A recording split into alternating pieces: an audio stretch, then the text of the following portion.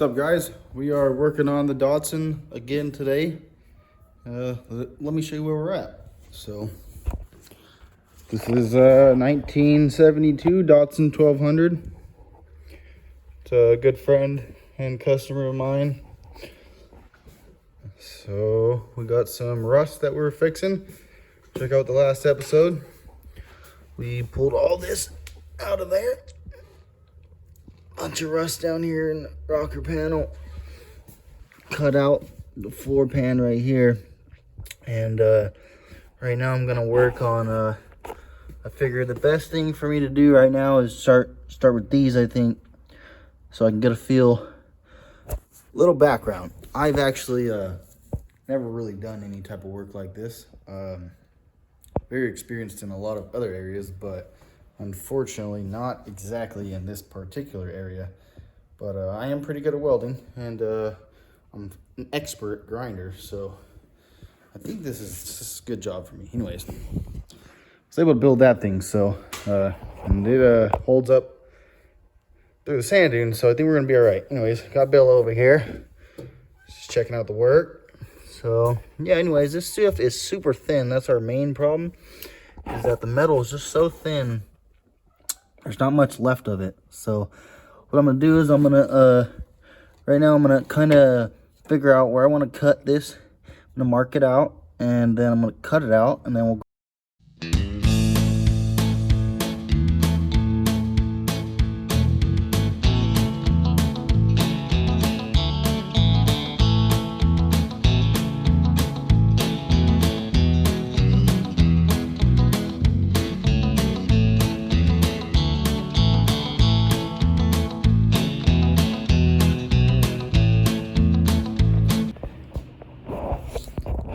I skipped ahead a little bit, went and got some lunch, and this is where we're at. You see me cut that out and make the little template. So I got this piece of metal tacked in there now. I'm not super happy with these top gap, but it could be worse. So yeah, I'm gonna finish tacking that in a little bit more, and then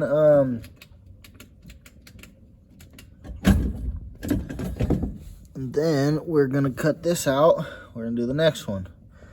So I just cut it out of that sheet of metal right there, and yeah, let's keep on keeping on. Just gotta do it. That's all there is to it.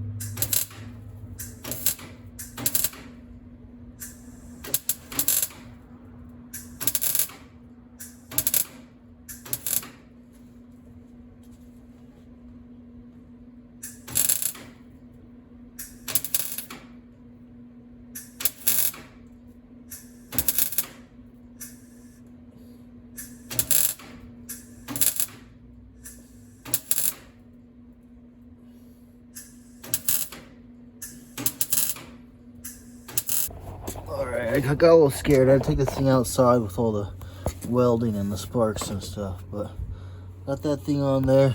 I don't think it looks too bad. It was, there's not much metal left, man. This thing it's super thin, but it came out pretty good, that little spot. So, super solid. And then I just kind of grinded my weld smooth. And, yeah, we're gonna keep on moving on to this piece now. So I'm gonna cut that out, and well, first I'm gonna figure out where I want to cut out, and then after that I'm going to cut it out. I'm gonna mark it out, then I'm gonna cut it out, and then we'll make another template just like we did on that one, and we'll cut it out of this piece of metal right here. This is, I measured the car, and then I think it was a 20 gauge, I think. I can't remember. So anyways, whatever my car was, I got a sheet of that. So this is a sheet of 20 gauge, I think. And that's what we're cutting everything out of, so that we can have, you know, so that everything's the same thickness. I don't want to be putting thicker metal on here, then it make it harder to weld, or thinner metal, and then, you know, the car wouldn't be very strong. But it's pretty strong already. That added a lot of rigidity back to the car. I can just feel it bouncing the car a little bit and stuff. I took the jack out of there and rolled it outside because, like I said, I was worried about the I realized the gas tank's in the back, and then the fuel lines, they actually run right underneath here, and then they go like this. So I was pretty lucky to actually have not grinded them. I probably should have looked what was behind that, but I did.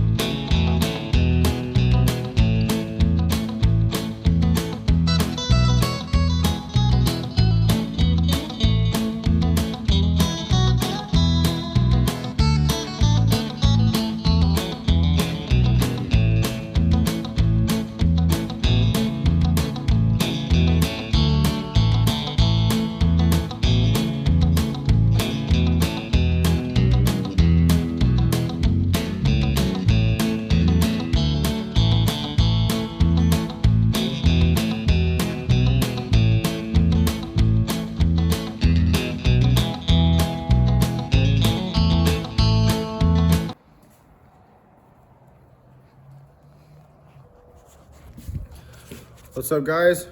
We are working on the DATSUN 1200 again today. So let me show you where we got.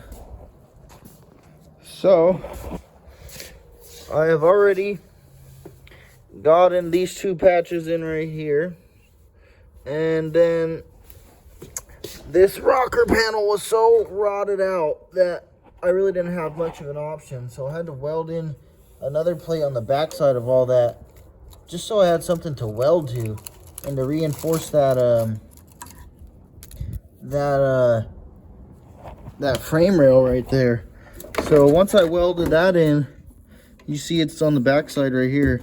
I was able to do a couple tack welds through these holes right here, and then I welded it inside on the top, and then on the bottom, and on the front, and on the back. And it's real. I used my C-clamp right there to make sure that that metal was real tight up against the other metal, so that all my tack welds are real tight. That's why, you know, there's no gaps anywhere right here.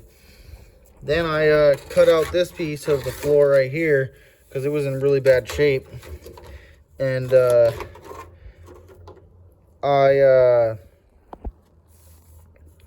built this, basically copied the piece that I cut out, and then built this little piece right here with the flange on it, and then I just kind of bent it as I was putting it in to make sure that it contoured to the exact same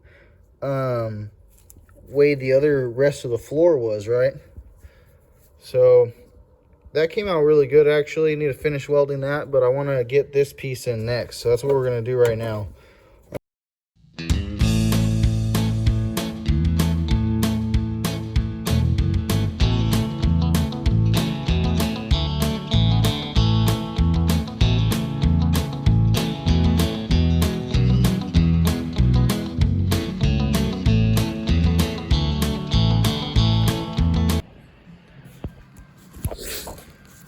My allergies are going crazy. Anyways, It has been a couple hours, and I had some food, and I went and got a soda, and it got dark, and yeah, so let me show you guys where we're at. Slide on. Okay, so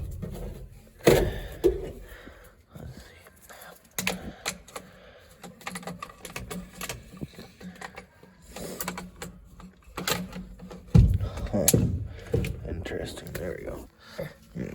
Just probably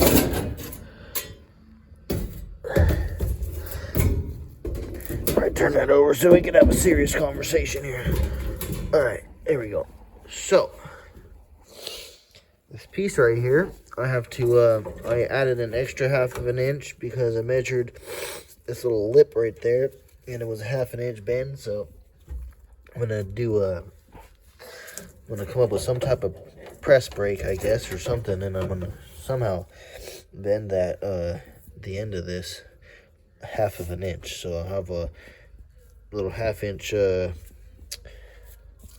bend right there, and then once I have that, I'm gonna start working the sides. Once I get the sides kind of sitting down in there, then we'll start trimming up that side. But what I'm probably gonna do is, because it's such a big piece, I think I'm probably gonna end up just doing the bend on this side, maybe tack weld it over here, and then kind of just make it fit as it goes, and then kind of trim that up when we get there too. So, but we'll see. Actually, I might do that and then cut the tack welds out, because I forgot this piece is gonna have to get a couple bead rolls in it. So, and then I'm probably gonna want to cut that hole out too, so the water can drain. So that's what I'm thinking. Let's get her done.